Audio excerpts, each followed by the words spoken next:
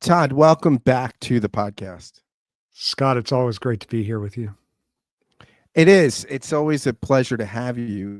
There's some people that are sort of like I consider almost friends of the show, people that have become repeat guests. And you are somebody that's become a real teacher for me and somebody that has really illumined the world I'm living in through your first book was through Only a Joke.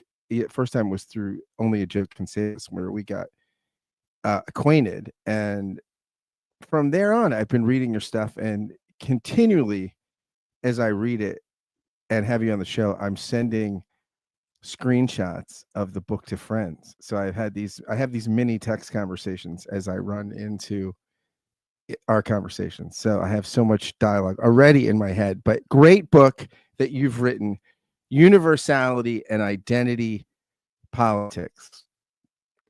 Identity politics, good or bad, Todd?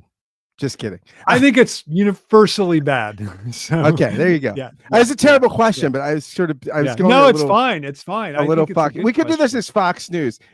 Is identity politics ruining the world as we know it? Is it what's allowing murderers and rapists to come in? They're eating the cats and dogs. Is it the thing that's destroying the country and making the liberals take all of your stuff? I wouldn't agree with all of that, but I do think that identity politics is destroying the country. So that part I do agree with. I just wouldn't think that it's allowing the liberals to take all your stuff. It depends on how you define liberal, though, I guess, right? Because certainly it's allowing the economic liberals to take all the stuff for themselves. So when you say it's destroying the country, you're not playing the Fox News commentator saying no, there is no race, Dr. King, content of our character. Not what you're saying, right? Is that we're losing. So you have this great quote on page 1 of the book. Such a great sentence. I have this little file of sentences I wish I would have written. The promise of modernity is the promise of universal emancipation, that we can all be free, that human flourishing is available to all, right? And what you say is this goal and identity politics, contrary to certain popular armchair opinion, these things are not lockstep and compatriots. That identity politics, as we know it, is actually against universal emancipation. Is that the short point of the book? Absolutely right. That's absolutely true. Yeah, it's absolutely true. That identity politics is a way of trying to find, and this is my claim in the book, is trying to find a way of belonging to some kind of identity. And that's why you said I'm not in support of the Fox News position, because I think one of the things I say in the book is that Fox News, et cetera, are the biggest purveyors of identity politics. So for me, identity politics can be ethno identity, national identity, religious identity. It's some kind of biological, I guess, some kind of identity that gives me a sense of belonging. And so I think that's really that's the through line of the book, is that any attempt to find that belonging is always running against what you pointed out, this emancipatory promise of modernity, and that belonging is a retreat from that promise. Kierkegaard says somewhere, I think it's in Training in Christianity or somewhere, that he's at church one day and he sees this Lutheran bishop get up and climb up the steps of the spiral steps of the pulpit, and he gets up and starts talking about the Sermon on the Mount. And Kierkegaard said, "I was shocked that everybody just didn't die laughing." I was like it was a joke, right? Like these bourgeois games. Yeah. But you sort of say that the American Revolution's kind of the same way, right? Like, hey, that it feigns universality, right. and yet it's not, right? It's if the universality and the emancipation aren't for everyone, if you write out slaves, if you really write out women, if you really even write out white guys without land, right? This is no universality at all, right? Right. Absolutely true. Absolutely true. Right. Part of the way that, and it's really interesting. So I talk a little bit about Jefferson in since he's the author of the Declaration of Independence. I talk a little bit about Jefferson in the book, but it's interesting how any attempt to make a gesture in the direction of universality was always censored. So I think most people maybe know this, that Jefferson, his original version of the Declaration of Independence, includes a paragraph attacking King George for the slave trade. And then when it went to the editing committee, they said, well, I think we can do without that part. And so it's just X'd out. And so you have to read his original version, and it's obviously not the one that Nicolas Cage stole. It's just in his private letters. So I find that pretty interesting. And Jefferson, like a lot of those guys, where he had this great, like, the delusion there is so great, where he's like, see, I mean, as a slave owner, I'm a victim here. I've had this foisted on me. Yeah, no, it's British. Well, he was really an interesting guy, because I think he and I think this is true of all these American revolutionary figures, maybe him more than others, was torn in two directions. So on the one hand, he's a total believer in emancipation, even universal emancipation, and thinks slavery was this horrible thing. But then he thinks it was this horrible thing, but then he thinks, but there's no way for races ultimately to live together. So once you believe in race, for instance, then you've already given up the idea of universal emancipation, right? So that's where I think that, yeah, I would just be the great betrayers of emancipation are the signers of the emancipation of the Declaration of Independence and the Constitution. So yeah, I think that's really evident. When you say, though, once you bind the idea of race, you're not advocating color blindness, right? But I would almost say color boundness. What does that mean? Color boundness. I mean, this idea that somehow I'd be bound by an identity like race, and I'd have to accept everything about it. I'd have to live and dwell it. That I'd be bound by this thing that was foisted on me. Right. That you're not saying, hey, let's ignore no differences. Right. But you're saying let's not have them be the sum total stopgap kind of defining thing of who we are, because they're often very confining and oppressive and limiting. Well, I think so. Yeah, I'm definitely not arguing for race. What do they call it? Color blindness. Yeah. But I do follow there's these two sisters, Barbara. By the way, did you like that turn of phrase, colorblind versus colorbound? I do like it. It's pretty good, Scott. This came up here under the inspiration of Todd McGowan. I think you have to get credit for that yourself. I didn't. Well, it was inspired, much like the Holy Spirit, right? How much is the Spirit? How much is Paul? How much is me? And how much is really the ideas coursing through my veins that come from Universality and Identity Politics, where you can get wherever books are sold. No, I'm not pimping the book, but I do. I think I follow. So these two historians, sociologists, Barbara and Karen Fields, are sisters. They wrote a book called Racecraft, and in the book they claim, I think it's just a great point, that it's racism that creates race. And so every time you see race, you have to see racism. So when I say race doesn't exist, what I mean is race exists through the act of racism, but race doesn't exist prior to that. Like there's no fundamental racial difference that's not generated in some way from racism. So I think yeah, you're right. Color blindness is a way of blinding yourself to the fact of racism, which obviously I'm against, but I think you also shouldn't believe in the reality of race. And and I think because that leads to what you were calling color boundness, right? And I think that's one way of denying universality.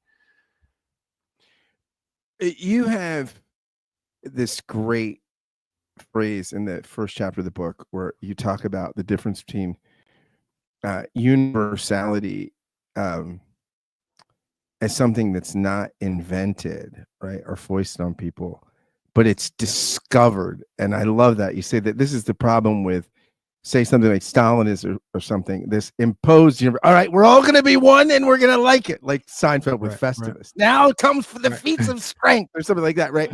That is and I had jotted down that this is description versus prescription, right? That universality absolutely is received, not even conceived, it's received, right?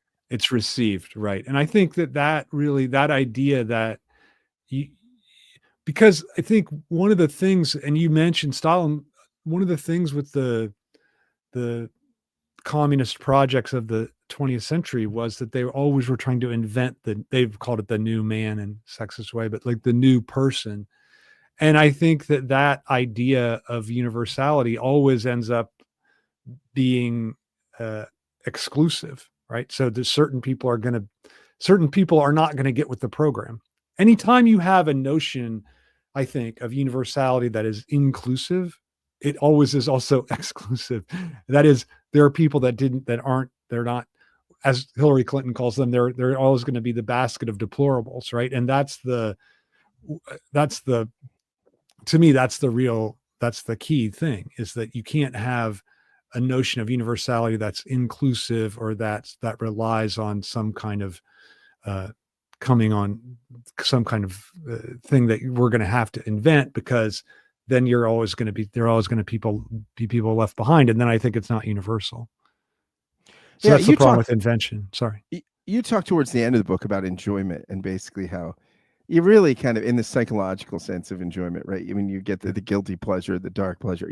That this is what drives identity, right? You've got to have somebody that's not you, right? Somebody that is the other, that's another group that you can point out and see.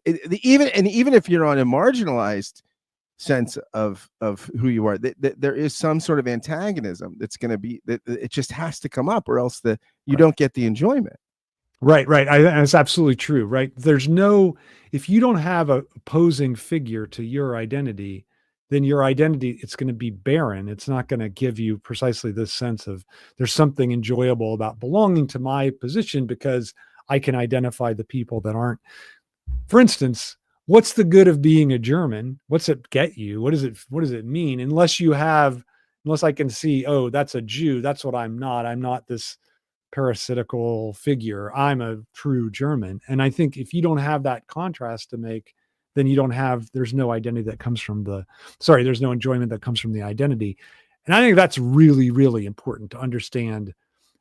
For one thing, the appeal of identity politics. Why does that appeal? Well, because it gives you a sense of, I'm not that thing, that's this other, and that I can feel like, oh, I have this exclusive identity, and that's integral to it, I think.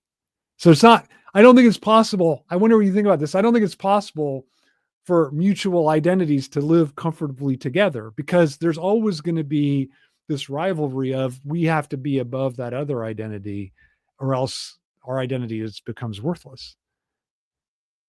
Yeah. So this is intent versus two people in their particularity looking to the universal, right? Yeah. I mean, and you're a little down on Aristotle in the book, which I want to talk about in a little bit, because I found that pretty compelling. But Aristotle does talk about friendships, right? And what the deepest friendship is, the one rooted in virtue, because you're both looking at this transcendent thing, right? And then you're growing towards the universal or the transcendent as these friends, as opposed to sort of shared experience or utility, or so that limits human, right? Or identity, even, right? Or identity, right? Right. I think a lot of people choose their friends on the basis of identity. People that share their religious orientation, people that share their cultural orientation, whatever it is, right? And I think you're right. The notion of a bond based in universality seems to me wholly different than that. And it doesn't have to be a friend. I think you can see the universal bond with someone who's an antagonist to you, right? Maybe especially. Remember seeing the movie The Good Shepherd with Matt Damon? And sure. He's got like he's sorting out he's trying to help out his son who's operating somewhere in Africa. with the CIA, and Yeah. actually his nemesis is helping him. Yeah. Yeah. And then the KGB guy says, sometimes an enemy can be a friend, and sometimes a friend can be an enemy. Because he's talking about how the CIA is screwing him, and how Yeah. No, it's really, that's a these two great guys that are example. being screwed, and they can Yeah. No, it's a great example. And I think I was also thinking about this another film called The Negotiator. Did you ever see this one? Oh With, yeah. With I of course his name can't be spoken, but Kevin Spacey and him who Samuel, shall not be named. Yeah, and Samuel, I just named him, and Samuel L. Jackson, and Samuel L. Jackson. All of his friends are he doesn't know how, most of them, but some of them, some of the key ones, are in on this corrupt scheme that he's exposed. And so the only way that he can clear his name and free himself is to call in somebody that he has no relationship to at all, which is this Kevin Spacey character. And then together they end up clearing Samuel L. Jackson and getting the guys who are really culpable. Chris Sabian is the character's name. Chris Sabian. I don't know Sabian. why I remember that, but it was such a great written name, right? Yeah, it's a great name. And the what's interesting is that the first time do you remember this? We're introduced to him. He's trying to negotiate with between his wife and his daughter. It's a great scene, actually. But again, it's the same idea from Good Shepherd that that universal connection can trump the bond of the friends, right? That the friends can part of, when they share your identity, they're different. They can you're much more likely to be betrayed than when you have this universal connection. I think I really like that idea. Early on in the book, you say emancipation occurs through universality and its ability to lift us out of our immediate situation. Why is immediacy something that we need to be delivered from, to be liberated from? Yeah, because I think that immediacy, a couple things, that immediacy is always illusory. So our situation seems everything is just present to us. Everything is, I'm just have a direct relationship to things. And what I miss is the way that the relationship is actually indirect. There are all kinds of mediating factors. For one, language that governs how I relate to my situation. So that's the first thing, that immediacy is always misleading. The other thing I think is that it's tied to this point we were making about Good Shepherd and Negotiator, is that my immediate situation is always oppressive because it holds me in and wants to direct my actions, my desires, my ways in a preordained path. And I think in other words, my immediate situation works against my freedom. Like everything is pushing against that. Everything is pushing me in a certain direction. And universality, I think, lifts me out of that and allows me to see other possibilities. Because when you're stuck in your immediate situation, you're looking down, you just see what's directly given as a possibility. And you don't even see that maybe there's this whole other possibility. You know, you grow up, we were talking about racism and race. You grow up in a racist little town and you don't even think, oh, maybe you can have a totally different way of thinking about racism in this whole question, right? You don't think, sorry, we're going to stop alluding to so many films, but I was thinking of the film Pleasantville, where Tobey Maguire says to some of his friends, there are places where the roads keep going. And I think the problem with immediacy is that in your immediate situation, the roads don't keep going. They just keep circling back around. And the great thing about universality is it lifts you out of that and makes you see other possibilities. The great Alistair McIntyre just died. One of the great yes, I know that. Of the 20th century. Such an interesting guy who had some influence on me. I've read a lot of his stuff. Yeah. And I've certainly had a lot of interlocutors and friends and intellectual, compatriots that have been shaped deeply. But I mean, he would certainly bristle at some of the notions in your book. And he would hate my book, I think. Yeah. Yeah. You said it. I didn't say it. Yeah. I didn't.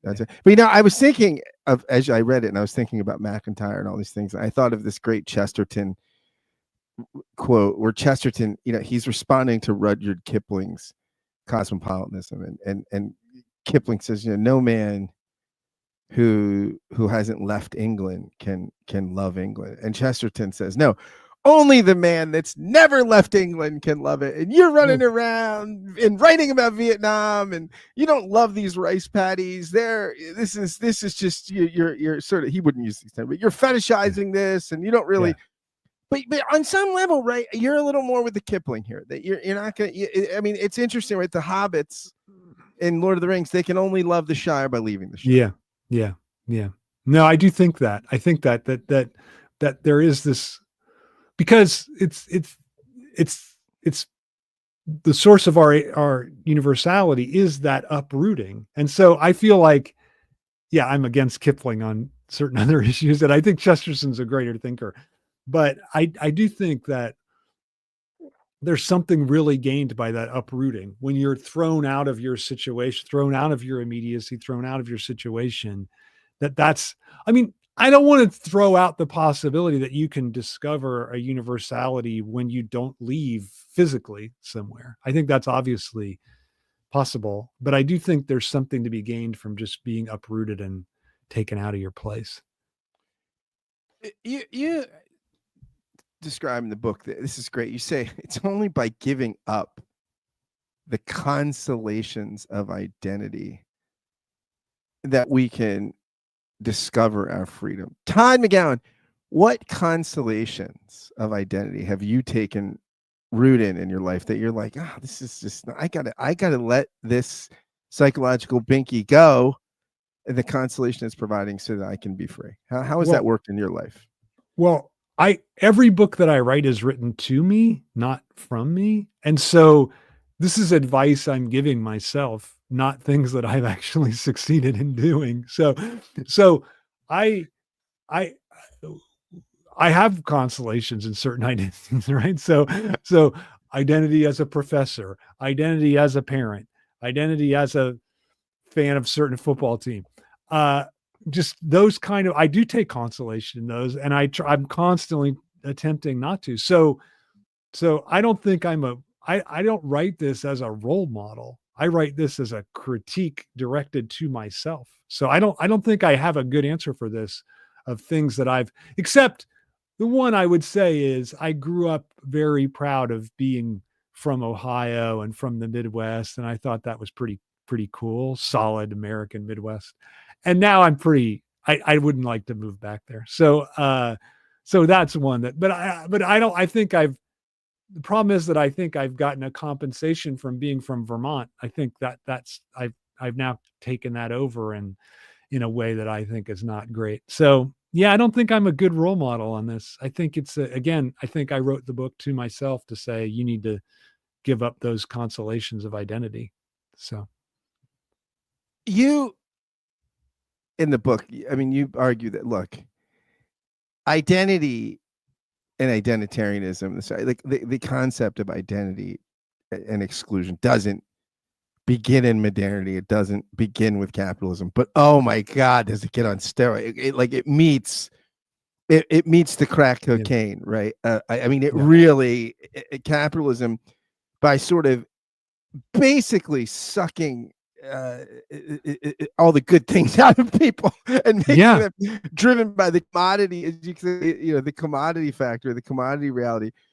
You're just looking for meaning, right? And gosh, at least, I mean, if nothing, identity can provide. It doesn't give universal liberation, right? But it does give you something when you're stuck. It gives you some meaning for sure. Yeah. Right. Scott, I think I don't know if I'm right about this, but this is one of my favorite discoveries that I had in the book, was exactly what you're describing, that like, why does it create identity politics on steroids, right? Well, it's not because it gives you more identity, but precisely because it strips it away. So capitalism, everything gets taken. It takes everything. It doesn't respect anything. Everything can be commodified, right? There's you turn yourself, you turn yourself into a brand, you're everything. And there's nothing that can't be turned into commodity. So I think that's and then you're right. Then the response to that is this incredible, I'm going to hold on to identity as a refuge against what capital's doing to me. So it's interesting that to talk about Trump, he's a very identitarian president, but at the same time, he's also obviously a very pro-capitalist president. So those two projects are at odds with each other, right? So the more he succeeds in affirming American identity by expelling immigrants and creating tariff border, the more economic damage he does to the country. So it's interesting. I think with him, you can really see the way in which these two things are really at odds with each other, and you can't square the circle. You can't. Identitarianism ends up being it's capitalism produces it, but it does in a certain way run contrary to this the force of the way capital works, and turning everything into a commodity and not respecting borders. Capital doesn't want borders. Capital doesn't want tariffs. Capital wants goods to flow freely. So I think that seems very interesting. Yeah. You know, it's so funny you say that I remember Freakonomics did a show one time where they were asking these economists different questions, sort of big philosophical questions, and they were talking about borders. And the only group that was totally anti-border were the libertarians, right? I mean, both the conservative and the liberals, they could both say, well, of course you need border, of course, but it's well, it's so stupid. Why somebody can do this in Venezuela and they're stuck here in this thing when they could be? And it was so nakedly brazen, like what you're talking about. Like these libertarians, I'm like, they're really the voice of cap. Like they're not, they're not hiding it, right? They're not even trying to keep it in check. Right. It was sort of interesting to hear it that reified. I'm like, no. They're not putting it in tension with anything. Yeah, right. I think that's right. I think that's but there's very few people that really sustain that position, right? I mean, that they usually play games with it. And I think that's true almost universally. I think the most rabid capitalist still usually has this identitarian side. And yeah, but I think capital itself really is always destroying identities. It's always working against identity. And to some extent, what's interesting about Trump, right, is on one level, for a moment, and this seems to be waning and eroding. Yeah. He was the most anti-capital president we had for a moment. For when he was like basically protectionism, like, okay, we're gonna make wealthy. We're gonna only have $2, okay, and we're gonna make everything here. And like for a second, it was like maybe capital and consumerism. Maybe it would be better if we sucked it up and didn't have all these shitty Chinese toys. And that ended really quick. Right, it ended really fast because it was not a good selling point. I mean, that's like a Greta Thunberg policy, right? Like we don't need. It's like it's a minimalist. It's a very leftist. It's one of the responses on the left to global warming is we need to minimalize what we have. And so it seemed like Trump was almost arguing that.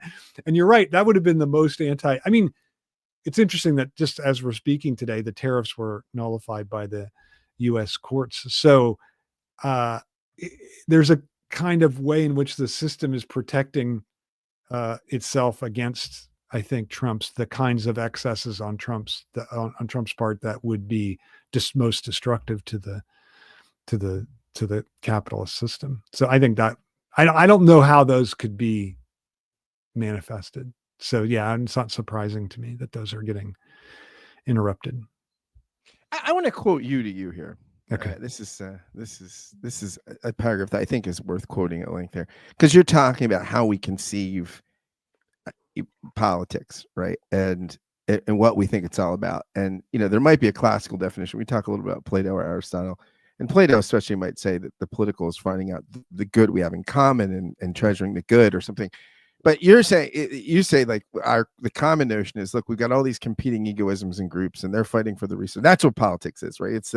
It's the mechanism, it's the discourse technology or whatever. It's the polity. It's the structure in which we kind of litigate these competing egoisms. And you say what this image gets wrong is the political struggle takes place between universality and particularity rather than between competing particulars, despite the fact that we don't recognize it as such.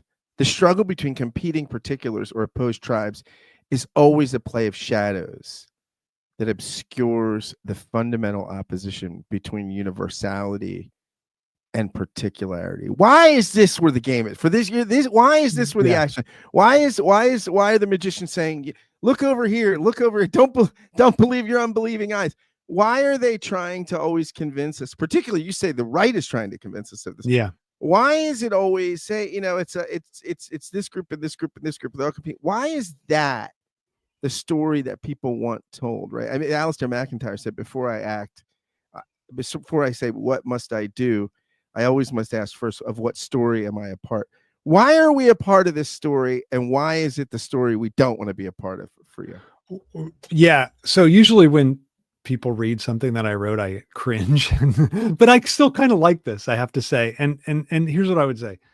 But a little background first. I wrote this in response to, and it's still being articulated all the time, that we've become too clannish, that we're each side is in its own clan and it never gets out. And that's the problem we exist under.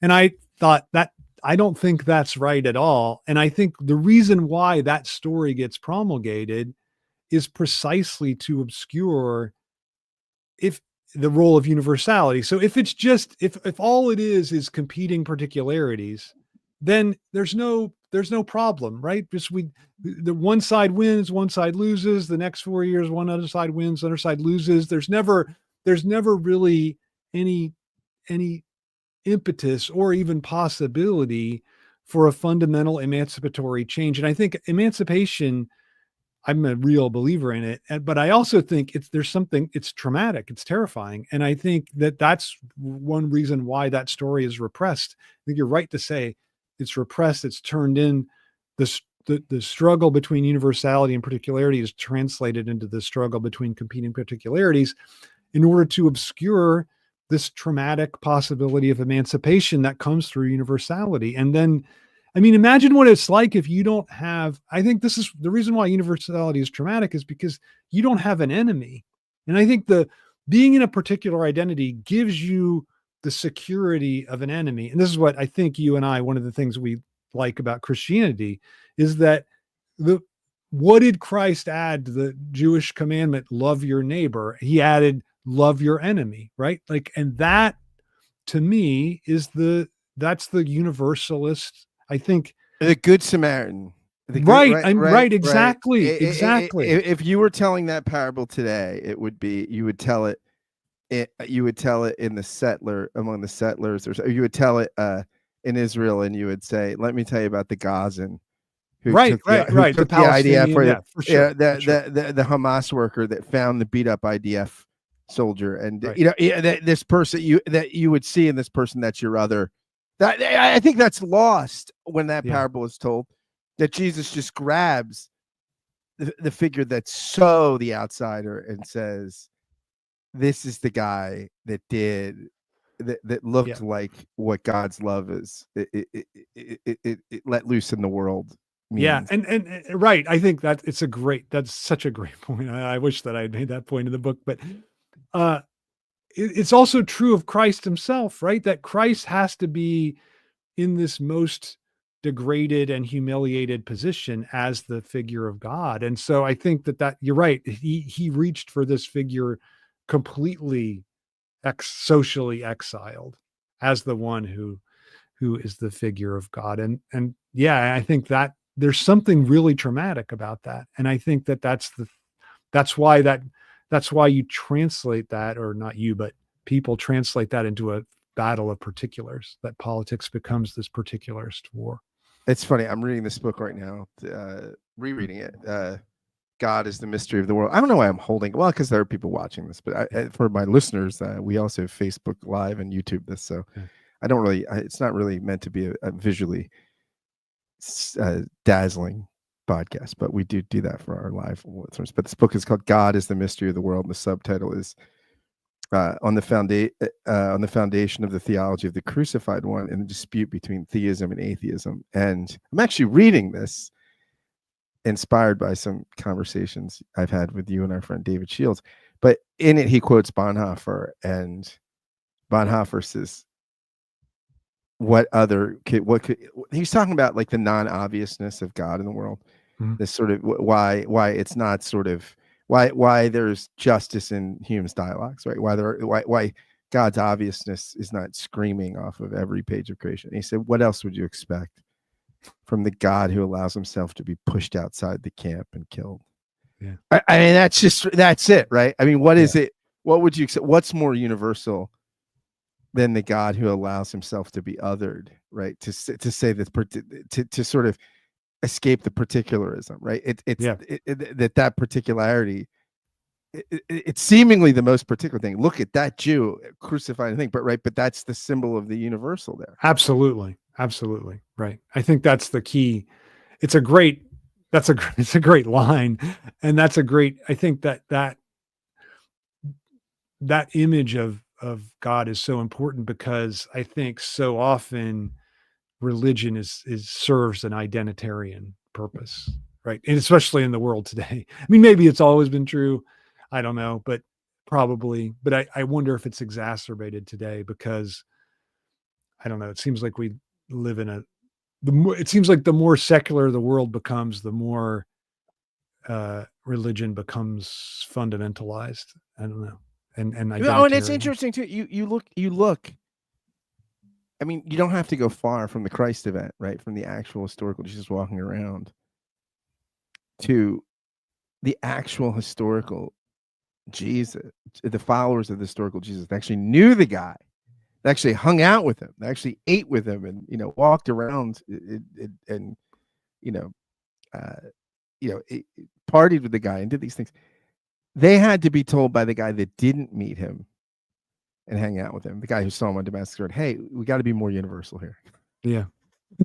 like they sat, this is like the worst adult Sunday school class that ever lived, right? I mean, they were with the guy for a long period of time, but it took the outsider, Paul, right, saying, man, you guys just aren't universal enough. You're not seeing the universal thread in this thing. I mean, so they're already within the historical memory of Jesus, the original followers are clinging to identity politics, to particular. I think that's identity. Right. And precisely Jewish identity, right? Like that was for a lot of them, they wanted to remain a Jewish sect. And I think that's what Paul, himself a Jew, though, that's what he made impossible. I think that it ceased to be an identitarian sect. Although then of course, another kind of wild identitarianism took off with the formation of the church. So that's a whole other issue. Okay, so you early on in the book, you get into Plato and Aristotle. Okay, it's been said that all philosophy, right, it just gets down to, at least in the West, it's just the debate between Plato and Aristotle. You pick teams here, okay? You say you're on Team Plato. Why are you on Team Plato? What is Plato? Why is Plato the great one and Aristotle not so great? Okay, I like if I was Trump, I like my philosophers a little more universal. Okay. I was wondering how you're going to say, I like my philosophers who don't get captured, but I didn't know how you were going to do that. It's funny. I mean, people always say, they compare like Trump to Mussolini. I say, I hate those comparisons. Mussolini read books. Yeah. I mean, it is an interesting question if he's ever read a book in his life. I don't think so. I mean, I would guess not. Yeah. And I think newspapers, skimming newspapers. Yeah, for sure. I think people underestimate. I am going to answer your question, but we'll go from the ridiculous to the sublime. Absolutely. It's the only way to go on the show. I think that's so integral to his popularity. I think the stupidity part is I think it gets wildly, wildly undervalued when understanding why he's. But isn't the absurdity though, like of the stupidity though, because it's it's also like with Bush wasn't, I think Bush Jr., not a great president, but a good guy probably, but pretty terrible president. But Bush, I think, played up the stupid stuff. Yeah. That was an act. I mean, but what's funny is I think Trump, there's this sort of, there is the stupidness, a little bit of this stuff, right? This kind of rhetoric. And then this, but I'm the smartest. I went to Wharton. I have the best. Like, it's strange because when you're telling everybody, we don't read books like those liberal losers, and yet I went to the best schools. Okay, Wharton. You know, isn't that strange? It is strange. It is strange. It can't. I think it. Maybe this is just too simplistic a reading, but I just think it can't be avowed. I think it has to be that no one can say I'm stupid and you love me because you're stupid too, and you identify with my stupidity. You can't say that, right? So I think that the role of fetishistic disavowal in the stupidity is crucial. And I think I'm a very stable genius, or I went to all the best schools. I mean, I just think I'm probably like the least racist person you've ever interviewed. If I ever had to say I'm the least racist person, I probably just said something really racist, right? It's probably pretty bad. I've never had to pull that out of the rhetorical magic hat, right? Like, hey, no, I'm the least racist. Yeah, but I think back to Plato and Aristotle, I think that he probably would be Aristotelian, but that's unfair to Aristotle. It's a very simple point what I make. I think that Plato is more universalist than Aristotle. That Aristotle, and this is what people like about Aristotle. I think that for Aristotle, the universal always has to be embodied. It always has to be particularized. And this is one of the critiques of Plato, that he thinks, no, there are these universal ideals that never get any instantiation, and those are what guide our thinking. And for me, so I like obviously the universality of Plato, but I also like that the ideal is for him what's absent, that it can never. So whereas for Aristotle, we can see the universal as it manifests itself in different forms. For Plato, we can't precisely, we cannot, it is never present to us. And that, I feel like that's the really radical moment in Plato. And that's the thing I try to grasp or think through, because that will end up being how I want to think about the idea of universality, is this point of non-belonging, this point at which we don't fit in, this point of universal absence. What we don't, in other words, what we have in common is what we don't have, is how I like to think of it. And I think Plato is pretty close to that. So, and in a way, Aristotle is not. Today is my favorite day of the liturgical year. On the liturgical calendar, today is Ascension Day, where the church celebrates after 40 some days of doing the kind of things in his post-resurrection life. Jesus ascends to the Father, ascends to the kingdom. I remember somewhere. I remember thinking or saying or talking with somebody about this stuff. And we're talking about what the ascension is really the presence of his absence, right? That's what the ascended Christ is. It's the real presence of his absence, right? And you say this great thing with Plato, which made me think of that. You said universality is the lack in every particular, right? You see that horse, but really what's interesting is hoarseness. Right. Which you can never grasp, right? Like right. I think that gets so misunderstood in the critique of Plato. He gets seen as someone who has these really present ideals that that empirical things never fully embody. But no, hoarseness is, just as you say, it is not graspable. And that's why it functions as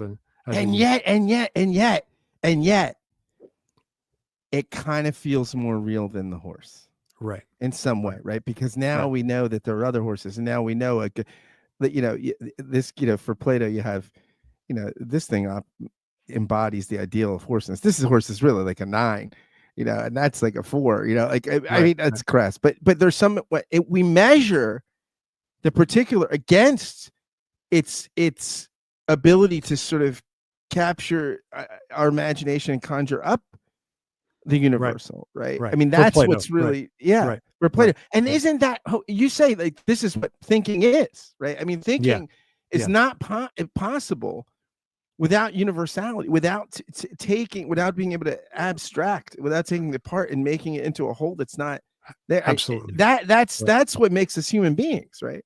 Right, exactly. Like there's no there's no possible thinking that remains totally particular. So I think that's again, so we're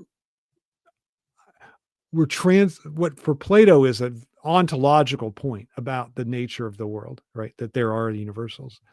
To me, has clear political ramifications. So the way that the way that we think about the world as it is uh, shapes how we're going to act politically. So do we think that universality is necessary, or do we think that it's optional, or do we think it's impossible? I think that the nominalist position, the position that says they're just what we think of as universal, just names, that positions, and I think that's a pretty dominant position today, thinks there are no universals and thinks all we have is just the struggle of particulars. And I think that, to me, that's a really politically bankrupt position, and it's been a very dominant one for a long time, I think. So you make a point that it's no accident that both of these 4th century Greek guys, with very different philosophies, it's no accident that one of them can imagine a city-state where there's no slavery, where women are the guardian class, women can all this stuff. Right. One of them can't quite get his head around it. Aristotle said, look, I mean, if you don't have slaves, who's going to do the housework? I got a revised edition of the Nicomachean Ethics to come out. Who the hell? Yeah. I can't put the trash out and do this shit. I mean, right? I mean, but you say it's the universality. It's the ability to conceive of what's not there. Right. Absolutely. Right. And I think, doesn't that so often get lost in this vision of Aristotle as the more radical thinker than Plato, is that in his Republic, just as you said, there are no slaves and women have complete, and he even dissolves the family to basically to ensure the equality of women. Right. So it's a pretty incredible position for just like you say, for a 4th century BC Greek philosopher. It's kind of incredible. And yeah, I think that, to me, it's exactly the relationship to universality that makes that distinction, that informed that distinction. A lot of naked wrestling too. I remember reading the Republic. The people, the guardian class, you're training. Very exciting. Yeah. I would have loved to have been a guardian. I don't think I would have made it. I certainly wouldn't have made it. I would have been lucky to be a warrior. I think I would have just. I could have done the Guardian podcast. I could have been like, all right, Plato, you say you're talking about ideal forms. Tell me. Now I'm sorry. Tell me, why are they ideal? What's the deal with forms? Yeah. No, I'm with you. I mean, I think, would Socrates do a podcast? Because we know he wouldn't write anything. Yeah, exactly. He'd be like Seinfeld. What's the deal with justice? Right. Yeah, I'm going. You know, it's funny. I Seinfeld is now on Netflix. I'm going back and watching. Wow. Old episodes of Seinfeld, and I still find it so funny. But it probably says more about me or something. But yeah, I mean, I also think what's interesting, right, is Plato is so much more exciting to read than Aristotle, right? It's aesthetically better. It's also the imaginative possibility of the world to come versus just saying, I mean, you talk about ethics, right? Like, you know, Plato, learning the good life is these things like right over the horizon that you could get your mind's eye on and inspire. For Aristotle, it's all right. You don't want to be a teetotaler. You don't want to be a drunk. Go in the middle, right? It is so realized, which is why maybe conservatives like it so much, right? Tend to like Aristotle so much, right? That it's sort of saying just kind of steady wins the race. Stick with what is. Don't get too lost in your dreams. The heart, unfettered by these. Look at Plato, the no slavery guy, right? I mean, this is, it is a sort of confusing is and not, right? Yeah, yeah, I think that's right. And I think there's something that's more, just like you're saying, I think you're exactly right. There's something more comforting about reading Aristotle, but also more boring, just as you're also saying. No one thinks reading Aristotle is more exciting than reading Plato. Even people that like Aristotle more. There's something just alive about Plato. And I think you hit on it. It's that he's always calling us to something else and never just allowing us to be satisfied with where we are. And I think that's not true of Aristotle. You talk about Marx in the book, and I mean, you have a lot to say. I don't want to rehearse it all, but I just want to quote you here in a couple sentences, which I think so get at what's at the heart of your book. You say, despite what Marx thinks, the proletarian revolution will not create total belonging. For him, emancipation would represent the point at which we finally realized universality and eliminated non-belonging. In this way, Marx fails to recognize that universality resides in what doesn't fit, not in creating a world that would allow everyone to fit in, right? And as I'm reading this, I'm thinking, oh, this is an eschatological concept, right? Universality. It's always around the corner, or it's not universality, right? It's always not right. It's right. never what is. It Right. and it's got to stay on at the horizon of oughtness, right? To have right, and it can't. Right, it can't. And it's precisely actual through its failure to become realized. If I can, that's a little Hegelian jargony, but if you understand what I mean, you only find the universal through not realizing everyone involved in it. That it always has to pay attention to what's not, what isn't, what's excluded. And I think that's what doesn't belong. Yeah. So, and I think Marx's critique of capitalism is pretty great. But I think the political project does have this idea of universal belonging that ends up betraying it. And then I think is really, I think that was such a detour for the left in the 20th century, and one that I don't think we've recovered from yet. So I think that's the direction that those projects took was really so detrimental to I guess the project of emancipation as a whole, because it got figured as, oh, it's the victory of the proletariat. And then that class became a source of identity that actually, what's ironic is no one wanted it, right? All these Marxists are waiting for the proletariat, and they'll say, oh, the new proletariat is X, Y, or Z, but no one really wants to be a proletarian, which is, I think, a serious problem with that way of thinking. I had the one Seinfeld where I remember I watched recently where Elaine dates a communist. Dear's Ned, my boyfriend, big communist. And then she buys it in this shirt. And he's like, this is just too fancy. She's like, I know you're a communist, but you have to dress like one. That's so great. But she's so thrilled. And then Kramer's getting underpaid as a Santa Claus. The kids are all abusing him. And he's like, Kramer, I've got some literature in the car that will change your life. And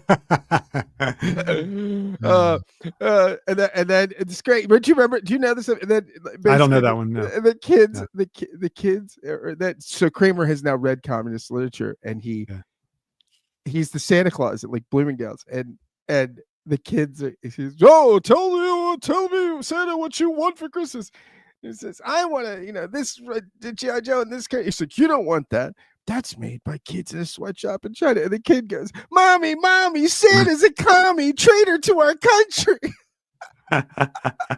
That's pretty funny. Oh, it's amazing. Funny. Yeah. It's amazing. Yeah. It's amazing. And then he and his friend he's playing an elf. They're talking about, he's trying to explain to him the Communist Manifesto. And he says, but if everyone's got the same, can you get pastrami? The Kramer goes, well, I suppose if you were in the Politburo. It's great, right? Like apparently when Khrushchev like showed his mom the house, and she says, "But what are you going to do if the communists take over?" You say on that same page, to identify universality with the promise of total inclusion is to betray universality by transforming its absence into a presence, even if we defer that presence into the future. I love that. It gets back to my presence of his absence, all about the presence of the absence, right? Right. That somehow that what keeps us universal, what keeps it also from totalitarianism, right, is this sense that we never arrive. Right. The thing is always a project in the making, right? It's no one has the corner on the universal. It's always something out of our hands, right? Because it's always absent. Just like you said, I think that like I really like the way you're putting that, the presence of absence. And I think that if you can think of universality in terms of what's absent rather than in terms of something we can actually get, then I think that seems to me to be the way to think about emancipation.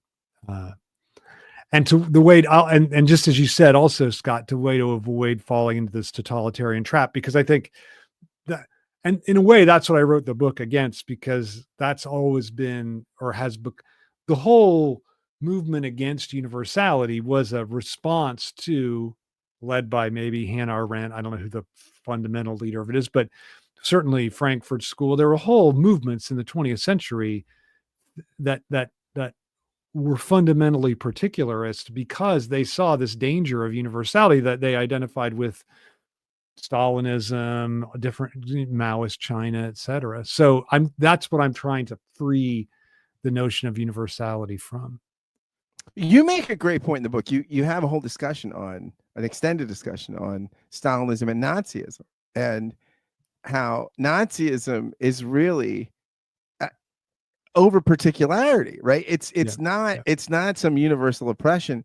It's particular oppression. It's this particular identity. And then you have this great observation that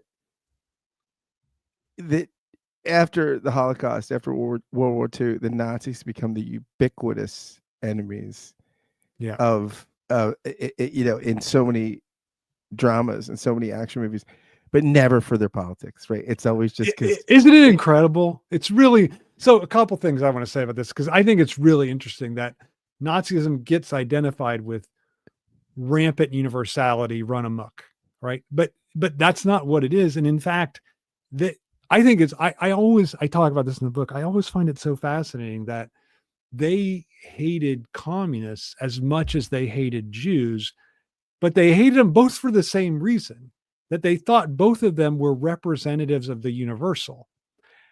So that I think is really interesting. And then, the way that, and you say the Jew for them, because they're not pagan. The classical paganism, right, that Christianity and Judaism rub up against, is that I'm all about blood and soil and this place and this, and Jews are people that are closer than pagan blood.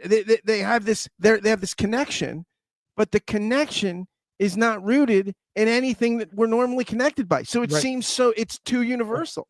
Right. It's too universal. Right. Like the Jews, right. They had their uprootedness in the Nazi way of thinking was the danger, and their lack of particular identity, which is ironic because I think historically Jews were persecuted by Christians for their over particularism and their refusal to get with the program of the universal. So that's one of the things I talk about, the way Nazism is part of this reversal of how anti-Semitism functions. But I think, just to speak to this other point, everyone talks about Hitler and Nazis as figures of evil, right? And I think I pick on Steven Spielberg or something at some point.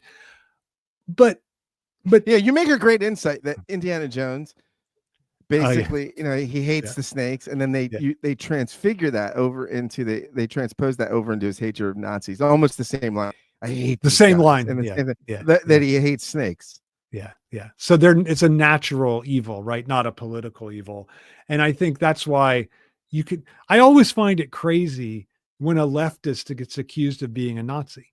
Because I think to myself, look, there's a perfectly good insult for a leftist who's too extreme. Just call them a Stalinist. Right? Like, it's a good insult. Just use that one. But that just shows to me the way in which the Nazism is depoliticized, because you can't in any kind of good conscience call a leftist a Nazi. They just can't be. That's not the error of leftism, is not Nazism. That's a right-wing error. And so you have to, but to me, it's just evidence of the way in which that term has become so, and the Holocaust itself has become so depoliticized, right? It's a horrible human tragedy, not a political event. It was a political event, and that is just lost, I think. Todd, you're into universalism, you're into universality, and yet,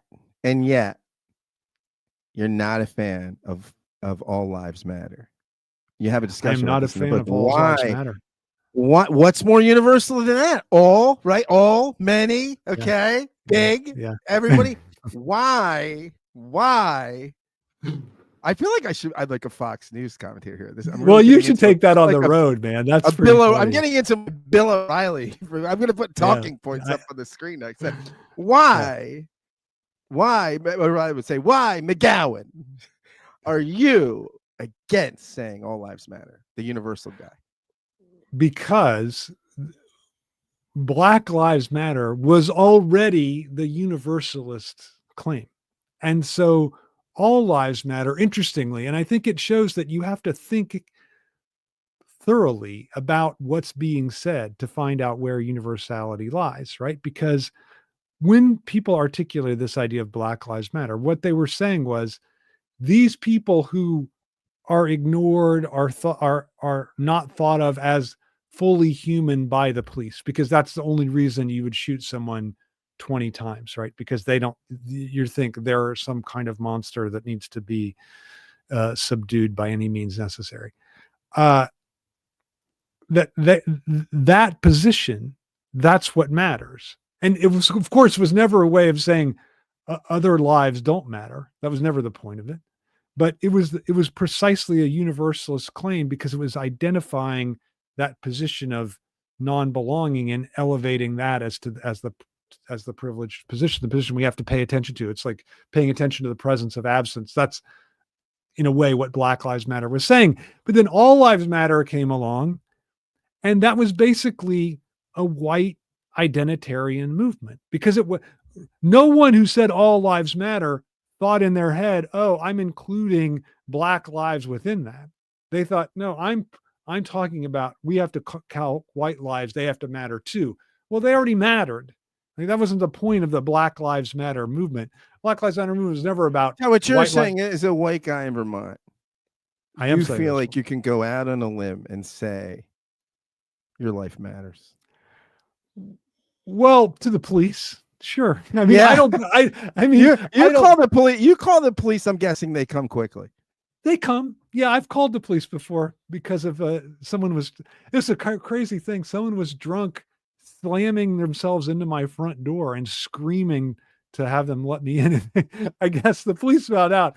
We were really terrified. The police found out it was just they had the wrong house. We live in a condo complex. Everyone looks the same.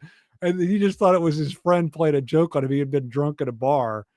And so I thought he hates your read on Hegel. I thought this guy would be so much better, man. I'm going to go let McGowan. I'll tell you what, man. McGowan is wrong on identity, and I'm going to tell him why. That would be great. If that was true, man, that would be so great. If that's why people were beating the shit out of each other. But yeah, so that is true. I think that's the point of Black Lives Matter, right? That it's not that white lives don't matter at all. It's that they've already been respected by the police, and so the point is, let's pay attention to what's absent within that framework, and that's Black Lives Matter. Although it's being obviously that movement is no longer a thing. You say, we were talking a moment ago about these theorists the theorists of the particular, and you have a discussion in the book about Foucault, who is probably the shorthand for this, right? For a lot of armchair amateur pseudo intellectuals like me. Yeah. And you say Foucault's suspicion of universality stems from his conception of it as a vehicle of mastery, not as what remains always absent and lacking. Yeah. Yeah. He's, as you say, he's the stand-in for this particularist critique of universality. And he is unrelenting in the critique of universality. And I think his disciples, of which there in academy, at least there are a lot, they've taken up this same position. So it's become a really, I think that I don't want to blame him, but I think he's one of the driving forces of this anti-universality movement. Again, I think it's a response to certain events of the 20th century as well. So it's not just a certain intellectual fad, but you know what's fascinating? So you said Foucault's a stand-in for people like me. So I was doing an admitted student. So admitted students come to the university, they check it out, and they all come with their parents, which I find funny because when I visited colleges, the last thing I would have done is go with my parents, but they all come with their parents. And I'm giving the spiel about the English department and the film program. And we have this fund and we've used it to bring in people. And I said, we brought in Slavoj Žižek. No one knows who he is. And I said, back when he was alive, the first person the fund brought in was Michel Foucault. And I thought, oh, something zero. I've said this, I don't know. This year I did it probably 15 times. Zero of the parents knew who Michel, and I thought that was kind of sad because I would have thought, fine, they don't know who Slavoj is, but I would have thought Foucault maybe would, but no, didn't. So you're already in rarefied air that you could just make reference to Michel Foucault. That's what I'm saying. Because these are parents sending their kids to college. I just want to hear Trump go, this is DEI, okay? They used to know, okay? Everybody knew Foucault, okay? French, a little gay, but everyone knew. And then comes the DEI, and now all the parents don't know their Foucault, okay? Give me a third term. We'll make Foucault great again. We love that. That's pretty great, man. That is hilarious. Yeah. Again, I don't know why you're not taking this on the road. It's awesome. I lack sufficient talent or ambition. Other than that, I'm a star. These are things, only things holding me back. So as I read this book, right, I think about the whole tape running through my head this is what kind of Augustinian Christian eschatology is all about, right? That the kingdom is never something you can master. It's never something you can build. You can sometimes receive it. Sometimes you get a little grace in the world and there are signposts of it and you get a foretaste here and there. But really, the kingdom of God is always on the horizon. Once you think you possess it, that's probably the key that you don't have it or you're the furthest from it, right? The people in Jesus' parables, the people that seem to be closest to it don't even know they're close to it, right? The universality, it's always evading the possession of those who are the identity, kind of the people that would grasp at it from the sense of identity. Yeah. Was that in your head as you were writing? I know last episode you kind of came out. You came out as to me. I mean, as a Christian, I didn't know that about you. And is that in your head? Is it an influence at all? Well, I think in this book, unconsciously, not it wasn't a planned influence, but I have written before about Galatians 3:28. So that is that idea of universality, and I think I even have said somewhere that Christianity basically discovers universality. So that's always been in the background of my thinking on universality, but it wasn't in the foreground of this book, except insofar as my real, I guess I'd have to say, like, return to Christianity came when I was working on this book on Hegel that you've alluded to. and Hegel's conception of God and of Christianity really kind of rekindled something for me. And then so that was in the background of this book too, because I think some Hegel people see the John 3:16, right? They open it up and look at Jesus as a cross. You, Hegel, it's not John 3:16. It's true. Hegel, Phenomenology of Spirit, chapter 8. It's true. That's true. No, it's true. It's true. I'm surprised more televangelists are not preaching from Hegel. It's hard, man. He's a hard person to read. So I think I don't think you could, it would be weird or interesting if you had to give the sermon, the reading, you stood up, the reading was from the phenomenology, and then you had to give the sermon on that. That would be pretty tough, I think. But interesting. Yeah.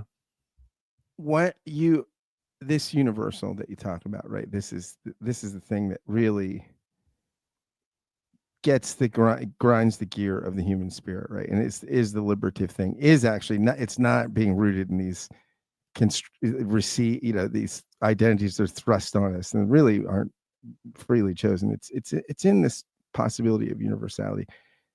I'm wondering, when recently have you felt most in touch with it? When have you felt most free? When have you felt the space of that universal open up in your life? So I would say when I've been doing things that are a little bit disturbing to me. So for instance, I just was giving a couple talks in Minneapolis, and then I gave a talk in Gainesville, and both times there were questions that threw me off, and that I tried to deal with them as best I could, but I didn't expect them, and they forced me to do some thinking on my feet that I didn't have a direction for where I would take them. And this question's functioning kind of like that too. And that, by the way, for those of you who are watching, a little thumb. Did you see that? A little. Yeah, it was a thumbs down. I thought you didn't like what I didn't do that.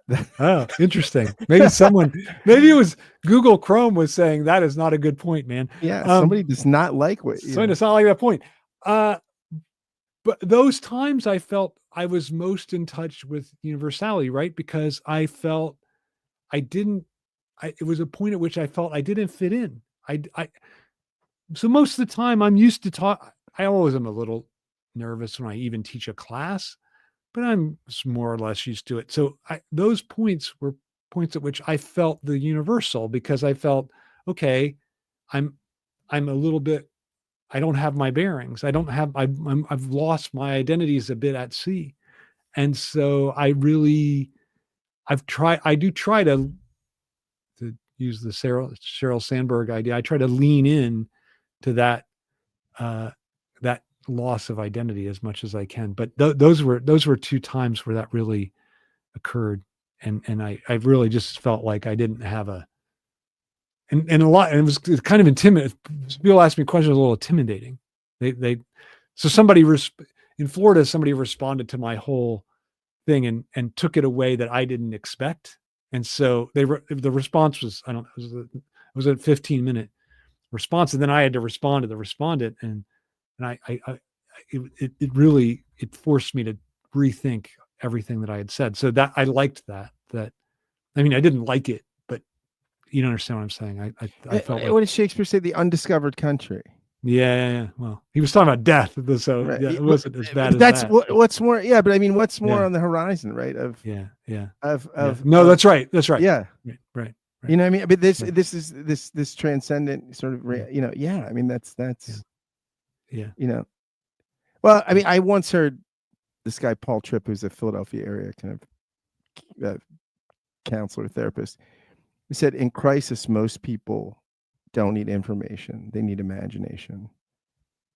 And that's what I got when I read this book. It was pointing to this universal imaginative drive and thing you can discover. You can't create it, invent it, but you can discover it that really leads to freedom. And so thank you for helping me discover some of that in my life. And thanks for writing the book and for spending some time back on the show talking with me. Scott, it's always my pleasure, man. So great to talk to you. Thanks again.